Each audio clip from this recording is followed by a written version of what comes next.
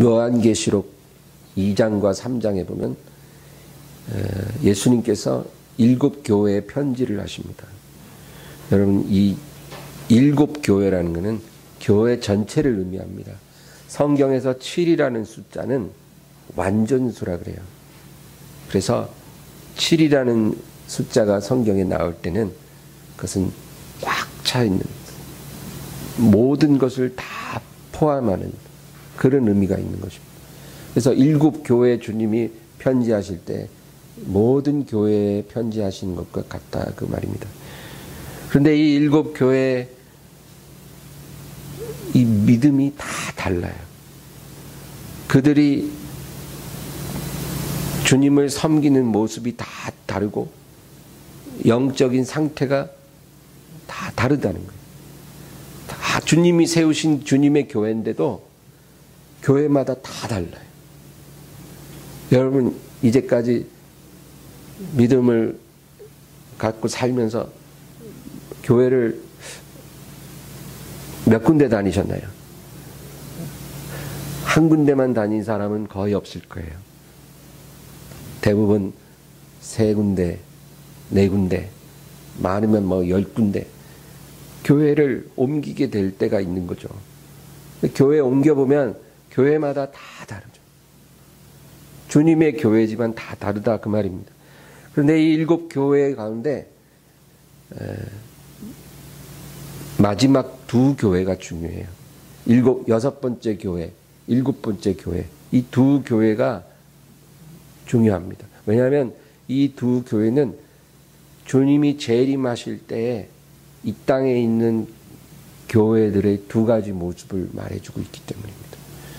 그래서 6번째 교회가 빌라델비아 교회고 7번째 교회가 라오디게아 교회인데, 여러분, 이 2교회의 모습이 오늘날 주님의 재림을 맞이하는 이 마지막 시대에 이 땅의 모든 교회의 모습을 말해주고 있습니다. 6번째 교회인 빌라델비아 교회는 주님이 아주 칭찬해 주신 교회예요. 그래서 뭐라 그러냐면, 네가 작은 능력을 가지고도 내 말을 배반하지 않고 내 말을 지키고 내 이름을 배반하지 아니하였다. 그렇게 칭찬해 주세요. 그리고 뭐라 그러시냐면, 네가 나의 인내의 말씀을 지켰기 때문에 내가 너를 지켜 너로 하여금 시험의 때를 면하게 하리라. 이 시험은 장차 온 땅에 임하여 땅에 거하는 자들을 시험할 때라. 그러니까 마지막 대환란의 시간을 면하게 해준다는 거예요.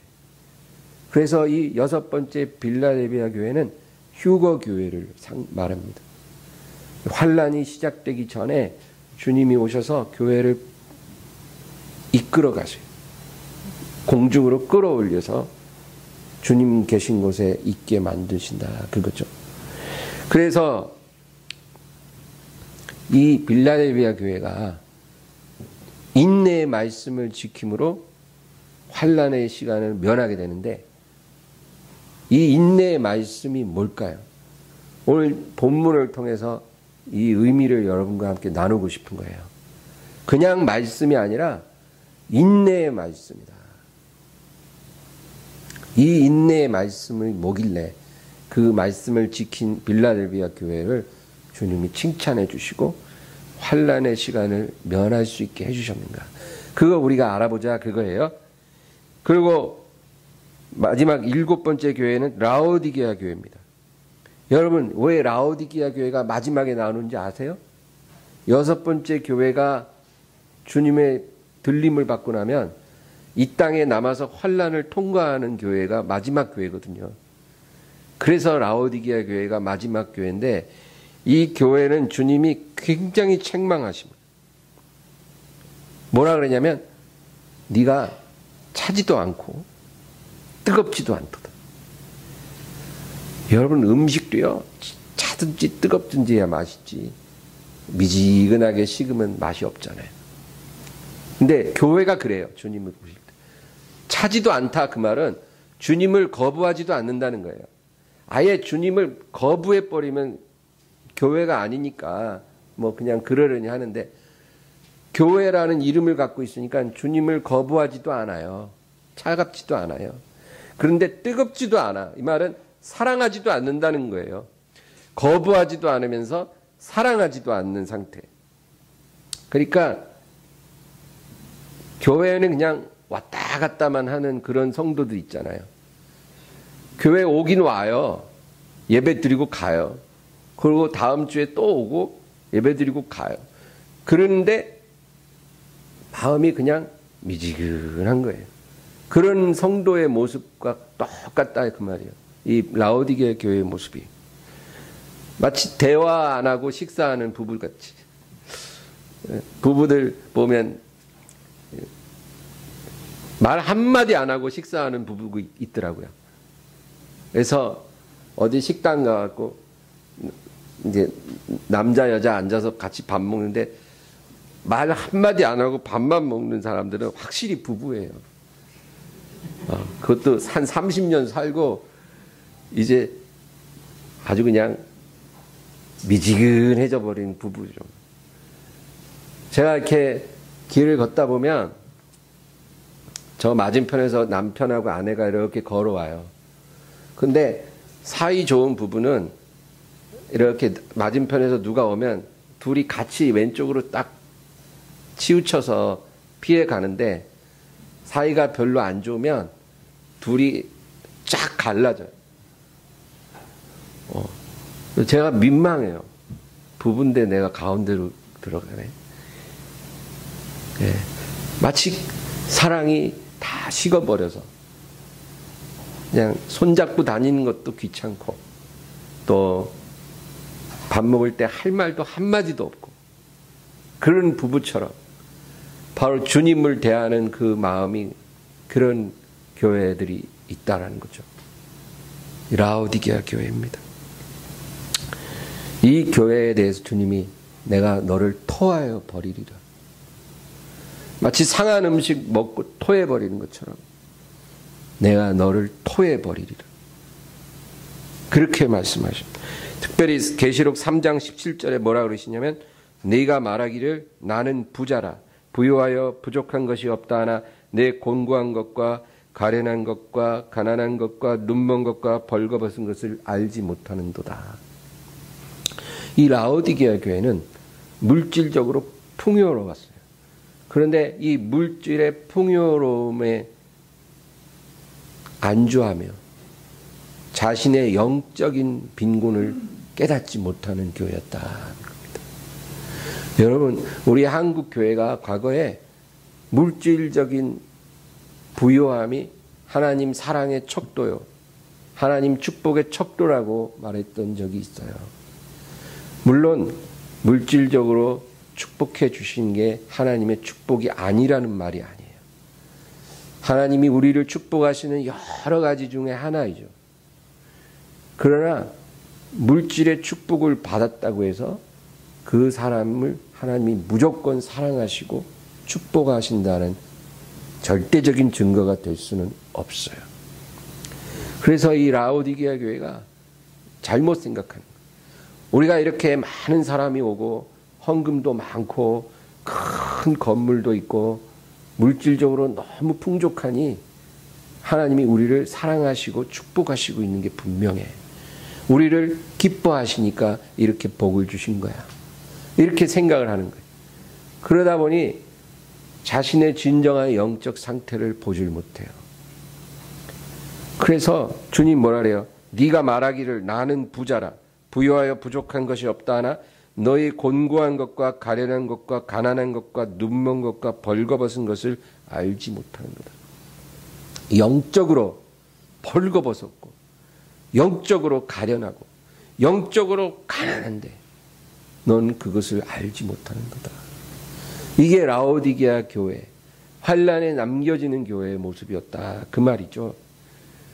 여러분, 우리 엠마오 교회는 빌라델비아 교회가 돼야지 라오디게아 교회가 되어서는 안 될 것입니다.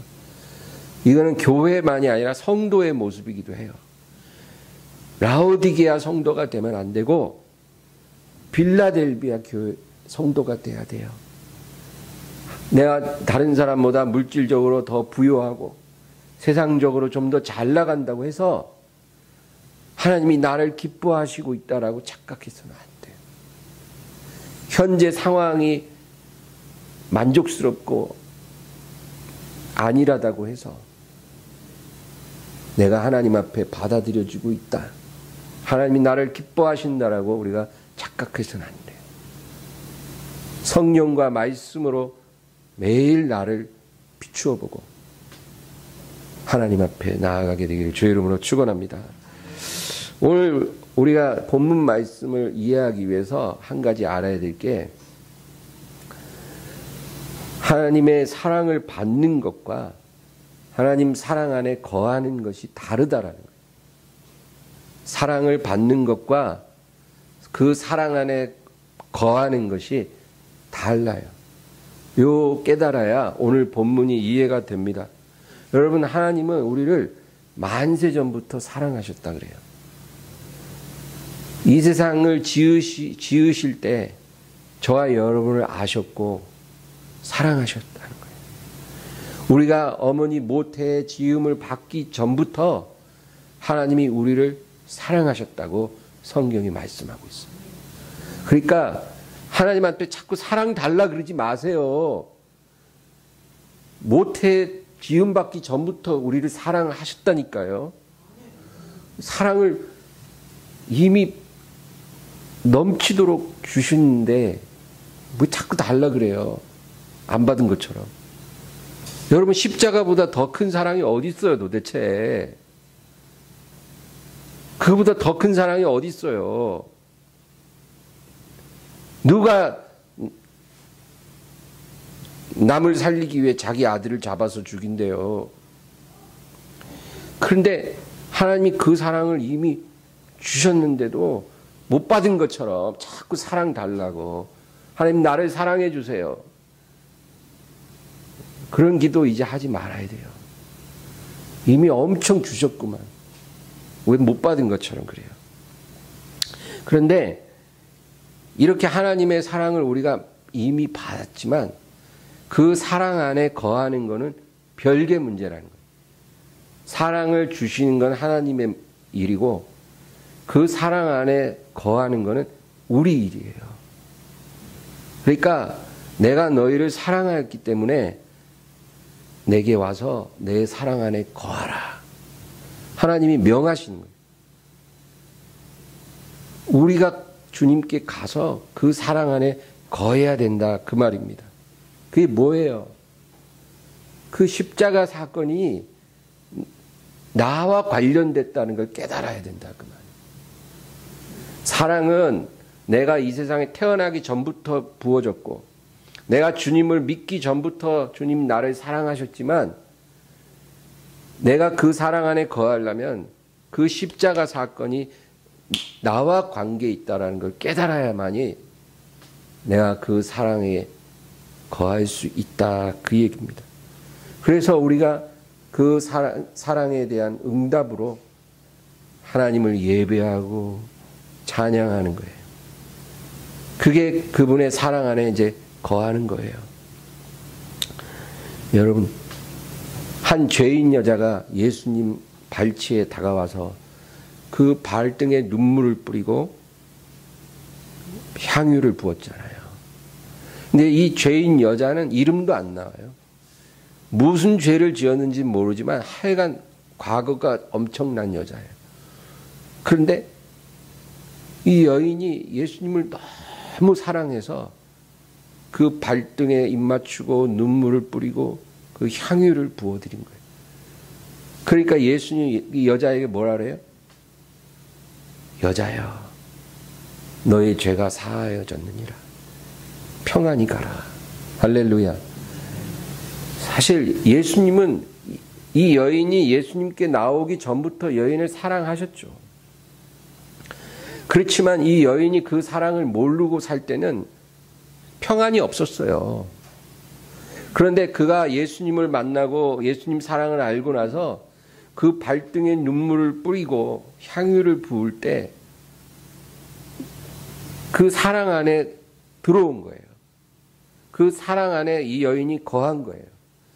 예수님이 끌어당긴 게 아니라 자기 발로 예수님께 나아가서 그 사랑 안에 거한 거예요. 그러니까 예수님이 뭐라 그래요? 너의 죄가 사함받았고 내가 너에게 평안을 주노라. 평안히 가라. 할렐루야. 여러분, 이게 중요한 비밀이라니까요. 자꾸 사랑 못 받았다 그러지 마세요. 사랑을 못 받은 게 아니라 사랑은 주시는데 내가 그 안에 거하기를 거부하고 있는 거예요, 지금. 내가 내 발로 나아가서 그 사랑 안에 거하면 평안의 문이 열리고 기쁨의 문이 열리고 축복의 삶이 열리는 거예요. 성경에 여러분 탕자의 비유 보면 둘째 아들, 이 둘째 아들이 아버지를 떠나잖아요. 먼 나라 가서 살아요. 그 뭐예요? 아버지 사랑 안에 내가 있지 않겠다 그 말이거든요. 근데 이 아버지는요, 아들을 처음부터 사랑했어요. 그 아들이 아버지 밑에 있을 때도 사랑했고 내 목 달라 그래갖고 그거 받아서 먼 나라로 갈 때도 그 아들을 사랑했어요. 아들이 아버지를 떠나 살 때도 아버지는 늘 아들 생각하고 언제나 내 아들이 돌아올까 기다리는 거예요. 근데 자기 발로 나갔으니까 자기 발로 돌아오기를 기다리는 거예요. 강제로 끌어온다고 되는 게 아니니까. 자기 발로 아버지 품을 떠난 아들이기 때문에 자기 발로 오기를 기다리고 있는 거예요. 그러니까 아버지는 이 아들을 언제나 똑같이 사랑하고 있는 거예요. 그런데 그 아들이 자기 발로 아버지 품을 떠났어. 나 아버지 사랑 안에 있고 싶지 않아요. 내 마음대로 살아볼래요. 그런데 어떻게 됐어요? 돼지가 먹는 쥐염 열매로 배를 채울라 해도 열매가 없어서 배를 못 채워. 돼지는 풍성히 먹이를 먹는데 그거 먹으려니까 먹을 게 없는 거예요. 돼지만도 못한 거예요. 자기 신세가. 그 상황에 있을 때도 아버지는 아들을 생각하고 있고 돌아오길 기다리고 있는데 이 아들이 그 상황에 처하고 나서야 내가 아버지께 돌아가야 되겠다. 그렇게 생각하고 다시 돌아오잖아요. 돌아오니까 아버지가 그냥 맨발로 나와서 끌어안고 잘 왔다. 네가 잘못한 건 기억하지 않아. 이제 너가 살아서 왔으니 다시 너와 나의 아름다운 부자 관계가 회복된 것이 너무 기쁘다. 그러잖아요. 여러분, 아버지가 아들을 버린 게 아니에요. 아버지가 아들을 사랑하지 않는 게 아니에요. 아들이 아버지를 떠난 것뿐이에요. 다시 돌아오면 그 사랑 안에 거할 수가 있는 거예요. 그리고 가락지도 끼워주고 다시 좋은 옷 입혀주고 좋은 신 신겨주고 송아지 잡아서 잔치도 해주고 다시 또 그 관계가 회복되는 거예요. 그러니까 하나님을 원망하고 살아서는 안 된다는 거예요. 우리가 문제지 하나님 문제 없어요. 하나님이 아들을 내어주시기까지 사랑하셨는데 뭘 더 해야 돼요? 십자가면 됐잖아요. 뭐가 더 필요한 거예요? 우리가 지금 하나님의 은혜를 못 누리고 살고 있다면 그건 하나님이 나를 내친 게 아니에요. 내가 하나님을 떠난 거예요. 돌아가면 돼요. 그러면 하나님이 회복시켜 주십니다. 그래서 오늘 본문을 볼게요. 9절입니다. 9절 다 같이 읽습니다. 아버지께서 나를 사랑하신 것 같이 나도 너희를 사랑하였으니 나의 사랑 안에 거하라. 내가 너희를 사랑하였으니까 이제 내 사랑 안에 거하라. 내가 나의 모든 것을 다 주었으니까 이제 내게 와서 내 사랑 안에 거하지 않겠니? 그렇게 말씀하신다는 거죠. 10절입니다. 내가 아버지의 계명을 지켜 그의 사랑 안에 거하는 것 같이 너희도 그 계명, 내 계명을 지키면 내 사랑 안에 거하리라.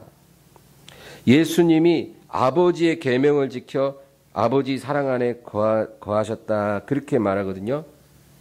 여러분, 우리가 이제 사랑 안에 거하기 위해 어떻게 해야 되는가를 성경을 통해서 배우는 거예요. 근데 예수님이 뭐라 그러냐면 내가 아버지의 계명을 지킴으로 아버지의 사랑 안에 거하는 것 같이 그러셔요. 그러니까 예수님 지금 아버지 사랑 안에 온전히 거하시는데 그게 아버지의 계명을 지킴으로 그렇게 됐다는 거예요. 그러니까 아버지 계명이 뭘까요? 세상 죄를 지고 가는 어린 양이 되어라. 아버지가 예수님께 명하셨거든요. 지금 하늘의 영광 가운데 계신데도 아버지가 아들에게 뭐라 하면 저 낮은 땅 위에 내려가서 온 세상 죄를 지고 가는 어린 양이 되어라. 그리고 너의 생명을 십자가에 내주고 너의 그 피를 뿌려다오. 아버지가 예수님께 그렇게 명하신 거예요. 그게 아버지의 계명이에요. 그거를 예수님이 지키기 위해 이 땅에 오신 거거든요. 그러니까 아버지의 계명을 지켜 살고 계시기 때문에 아버지 사랑 안에 온전히 거하는 거예요. 그것처럼 너희도 내 계명을 지키면 내 사랑 안에 거하게 되리라. 그러니까 주님 사랑 안에 우리가 거하기 위해서 어떻게 해야 된다고요? 예수님 같이 주님 계명 안에 거하면 돼요. 주님 계명을 지키면 그 사랑 안에 우리가 거할 수 있게 된다, 그 얘기예요. 그럼 주님 계명이 뭐예요? 오늘 그거 여러분과 나누고 싶은 거예요. 11절 보겠습니다. 내가 이것을 너희에게 이름은 내 기쁨이 너희 안에 있어 너희 기쁨을 충만하게 하려 함이라. 예수님이 내가 가진 기쁨을 너에게도 주길 원한다. 내가 아버지 사랑 안에 있으므로 기쁨이 충만한데 이 기쁨을 너에게도 주고 싶다, 그 얘기예요. 여러분, 사랑 안에 거하는 자의 특징이 기쁨이에요. 사랑받고 사랑 안에 거하면 기쁨이 충만합니다. 그래서 제가 목회하면서 그거 정말 느껴요. 애나 어린이나 똑같아요. 사랑 안에 살아가는 사람, 사랑받고 살아가는 사람들은 일단 기뻐요.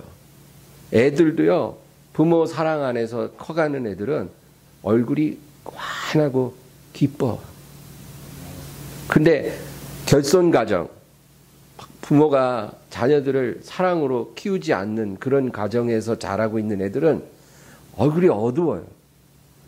사랑 안에 있지 않으니까 애들조차도 얼굴이 어둡다니까요.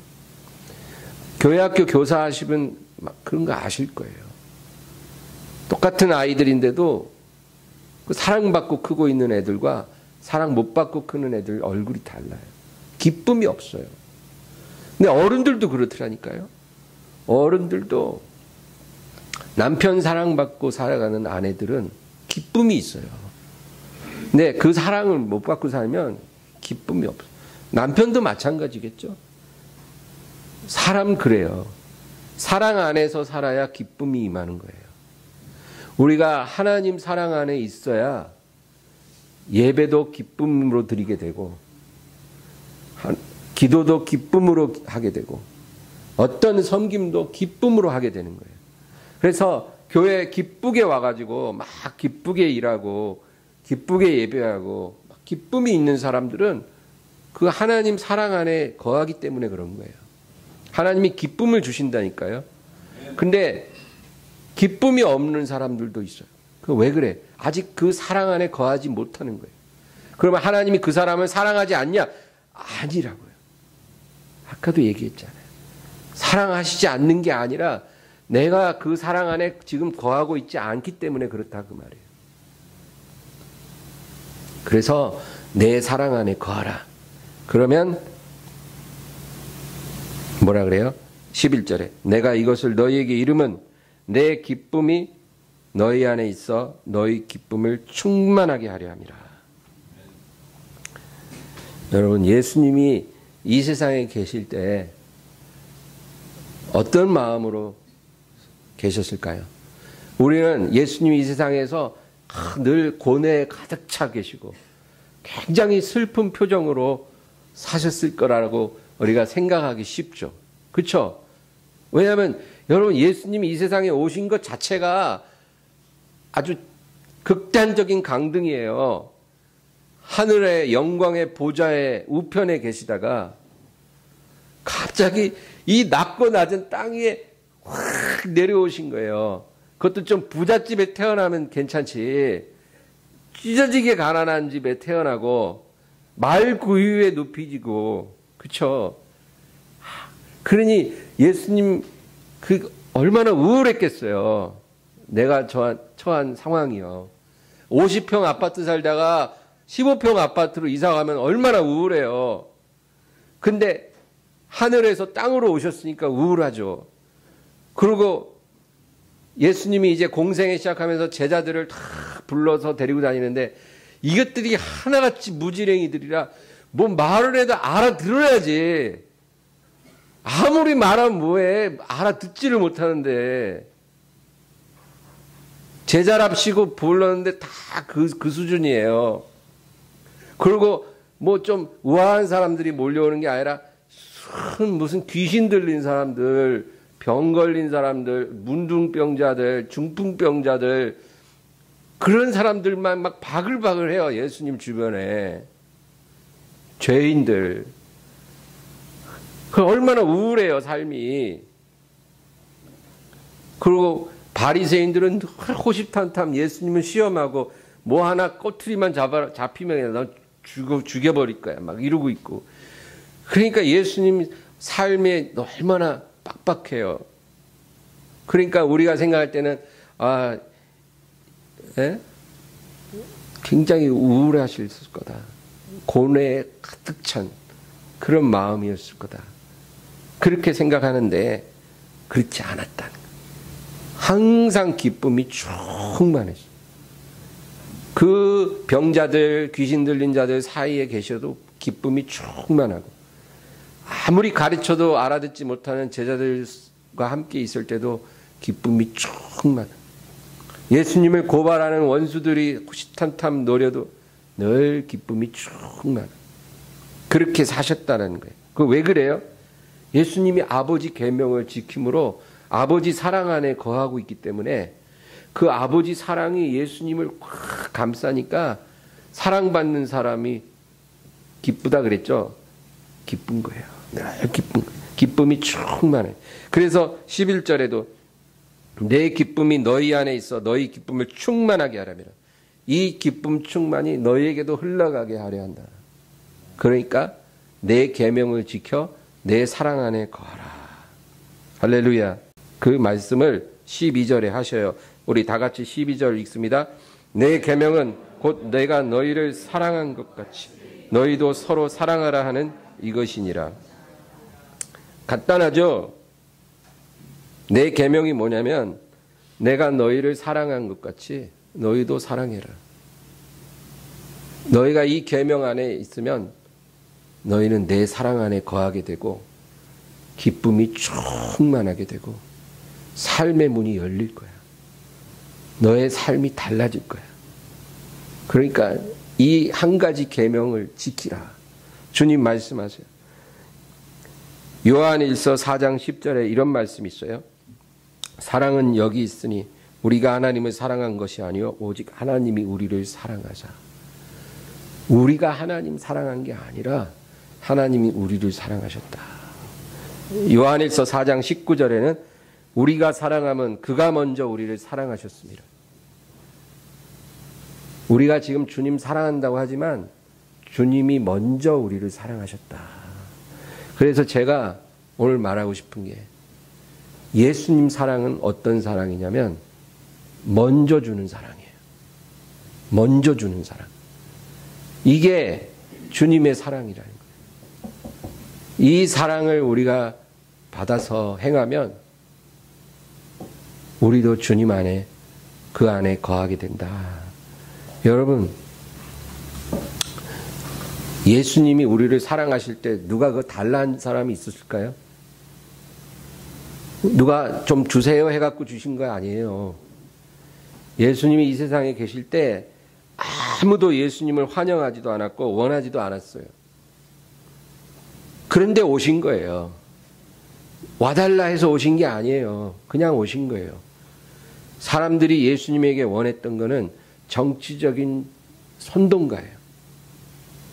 그래서 이 모든 어려운 상황을 이슈 삼아서 정치적으로 사람들을 선동해가지고 끌어모아서 정치 세력화해서 로마의 치하에서 이 나라를 건지고 경제적인 궁핍에서 이 백성을 건져주는 그런 정치적인 지도자가 되어주기를 원했어요.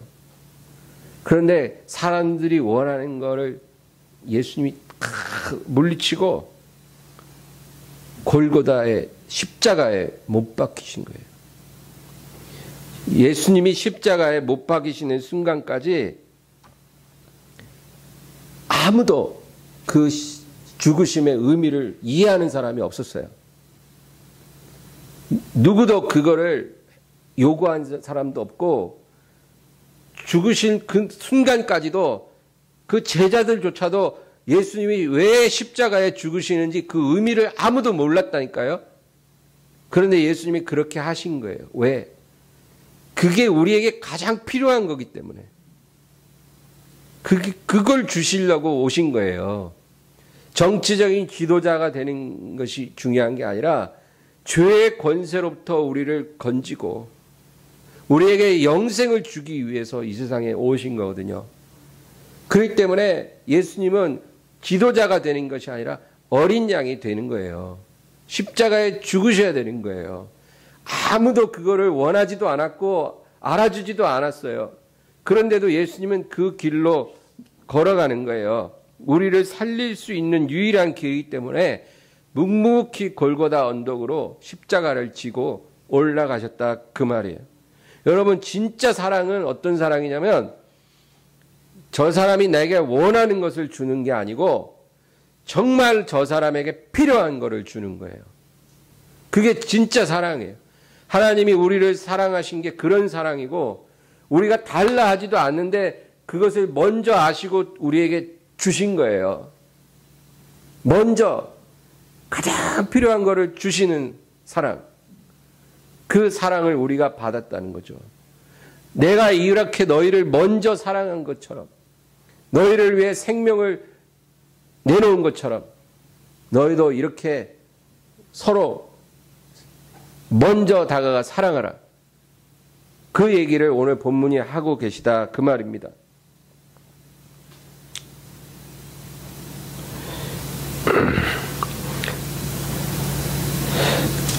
그래서 여러분 결론적으로 말씀드릴게요. 정말로 주님의 사랑은 상대방이 알아주든 안 알아주든 관계없이 내가 먼저 다가가서 그 사람을 사랑하는 것. 그거예요. 그것이 주님이 우리에게 주신 계명이에요. 그 사랑을 우리가 끝까지 지키면 주님의 사랑 안에 우리가 거할 수 있고 주님의 기쁨이 우리에게 부어지는 거예요. 마지막에 빌라델비아 교회에 주님 칭찬하신 거 아시죠? 너가 나의 인내의 말씀을 지켰은즉 나도 너를 지키리라. 그 인내의 말씀이 뭐예요? 바로 이거예요. 상대방이 원하지 않아도 다가가고 상대방이 칭찬해 주지 않고 이해해 주지 않아도 다가가고 그 사람에게 사랑을 주는 거예요. 그러니까 그게 인내의 말씀이에요. 우리 교회가 그 말씀을 잘 지키면 주님께서 칭찬해 주신다는 거예요. 가만히 앉아서 사람들이 나를 이해해 주기 바라고 말 걸어 주기 바라고 위로해 주기 바라고 축복해 주기 바라고 사랑해 주기 바라고 섬겨 주기 바라는 이런 마음을 가지면 여러분 절대 기쁨도 없고 하나님의 사랑 안에 거하는 것이 불가능한 거예요. 부부간에도 그래요. 남편이 내게 먼저 와서 나를 사랑해 주길 바라고, 아내가 내게 와서 사랑해 주길 바라고, 이해해 주길 바라고, 항상 상대방이 내게 와주길 바라는 이런 마음으로 살아서는 기쁨 없어요. 기쁨 없어요. 그럼 뭐 좀 주면은 감사할 것 같아요? 막 그것도 불만족이에요. 하나님 사랑 못 느껴요. 교회 다녀도 하나님 사랑 없어요. 하나님의 사랑이 있지만 못 느껴요. 그 사랑 안에 내가 있지 않기 때문에. 그런데 오늘 말씀이 내 계명을 지키면 내 사랑 안에 거하리라. 먼저 다가가라. 내가 너를 먼저 다가가서 너를 품어주고 너를 구원해 준 것처럼 너도 먼저 다가와라. 그래서 그 사람이 너를 알아주지 않아도 사랑을 주고 이해해 주고 품어주는 그 마음을 갖고 살아라. 그러면 나의 기쁨이 너에게도 충만해지리라. 내 사랑 안에 거하는 그 풍성한 삶을 너는 누리게 될 것이다. 그 얘기를 하시는 거예요. 여러분, 하나님이 요나에게 니느웨로 가라 그랬잖아요. 니느웨로 가라. 근데 요나가 갔어요? 안 갔어요. 왜 안 갔을까요? 왜냐하면 니느웨 사람들은 이스라엘의 원수예요. 원수. 이스라엘이 망하기를 원하고 이스라엘에게 괴로움을 주는 사람들이에요. 그런데 하나님이 요나에게 하필 니느웨로 가서 복음 전하라는 거예요. 하나님, 내가 망하기를 원하고 우리 민족이 괴로워지기를 원하는 저 사람들에게 제가 왜 가야 합니까? 우리를 고통스럽게 하는 사람, 우리가 불행해지는 것을 원하는 저 사람들에게 내가 왜 복음을 전해야 합니까? 그 사람들 말고도 복음 전할 때 많아요. 왜 내가 거길 가야 합니까? 내가 그 사람들한테 복음 전한다고 그 사람들이 고마워나 할 줄 아세요? 감사할 줄 아세요? 천만에요. 오히려 나를 비웃고 모욕할 건데 내가 그런 사람들에게 왜 내가 하나님의 사랑을 전해야 합니까? 그러고는 요나가 니느웨로 안 가고 다시스로 갔어요. 다시스로 가다가 어떻게 됐어요? 다시스에 간 게 아니라 물고기 뱃속으로 들어갔어요. 물고기 뱃속에, 여러분, 그게 뭐예요? 그는 영적인 어두움을 말해요. 영적인 어두움. 하나님이 니느웨로 가라 그랬으면은 영적인 빛 가운데 거하고 기쁨 가운데 살았을 텐데 그리로 안 가고 반대 방향으로 가니까 물고기 뱃속으로 갔다. 영적인 어두움이 오는 거예요. 기쁨이 아니라 슬픔이 오는 거예요. 여러분, 이게 이제까지 우리가 살던 삶이다, 그 말이에요. 하나님 뜻대로 안 살아.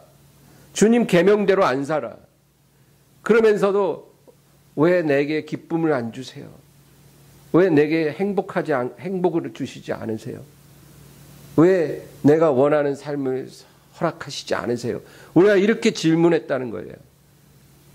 물고기 뱃속으로 갔는데 그 요나가 하나님 앞에 회개하고 돌이키니까 다시 니느웨로 갈 수 있도록 기회를 또 주시잖아요.